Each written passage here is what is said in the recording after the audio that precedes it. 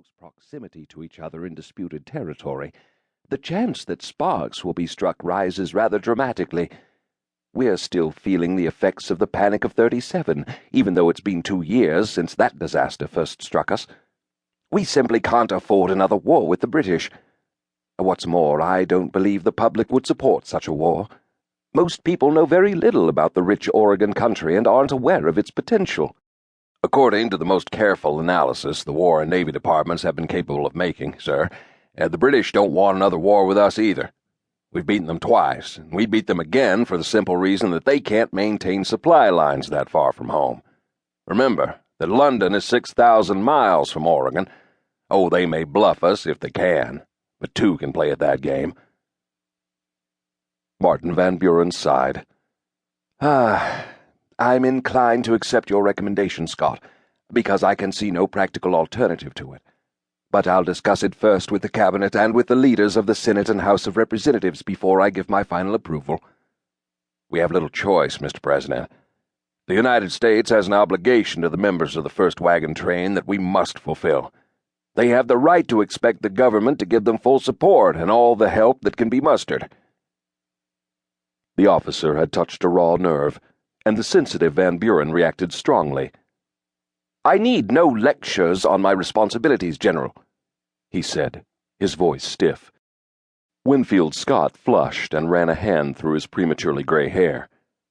"I meant no personal criticism, sir. I was merely speaking in terms of the overall situation." Well aware that his subordinate was by far the most brilliant of his generals, the President allowed himself to be mollified. "The British constitute only one phase of our problem.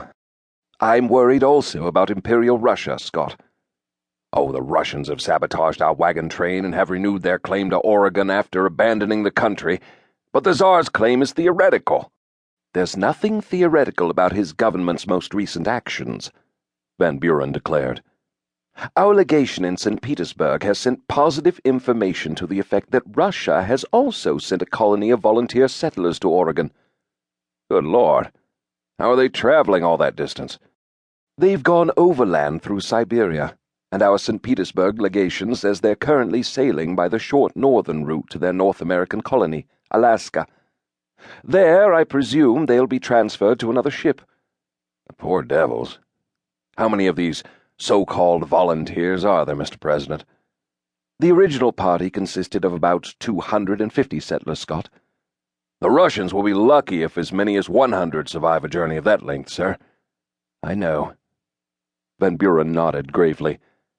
"And even if they reach Oregon, it will be a terrible strain for the Russians to send them supplies and reinforcements. We have the natural advantage.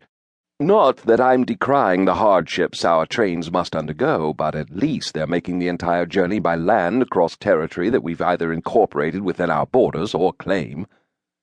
"Then you don't see the Russian expedition as a threat to our own activities and plans?" "Not at present, although there's no telling what Russia may do. The Tsar is responsible to no one, and requires no public support for any venture he chooses to undertake." Van Buren folded his hands across his paunch. "All the same, the Russian settlers, if they ever succeed in reaching Oregon, will create complications and problems for our own settlers." "I have confidence in Lieutenant Colonel Blake and the civilian leaders of our wagon train, Mr. President." "So do I," Van Buren said. "But the stakes are so high in the Pacific Northwest that I stay awake nights. Our people will need to be more than courageous, more than determined, more than clever if they are going to win and keep Oregon." Spring came late to the upper reaches of the Rocky Mountains, but now the wagon train was on the move again after spending the bitter winter at a place they had called Little Valley in the trackless wilderness of the Wyoming country. More than 500 strong, these pioneer men and women, and even their small children, knew they were making history. Those who had come from the eastern seaboard had crossed the entire continent of North America, and now they were on the last lap of their long, seemingly endless march to the promised land of Oregon. If all went well, they would reach their destination by late summer, and 1839 would be recorded as the year when Americans first established a settlement near the shores of the Pacific Ocean. They were ordinary people,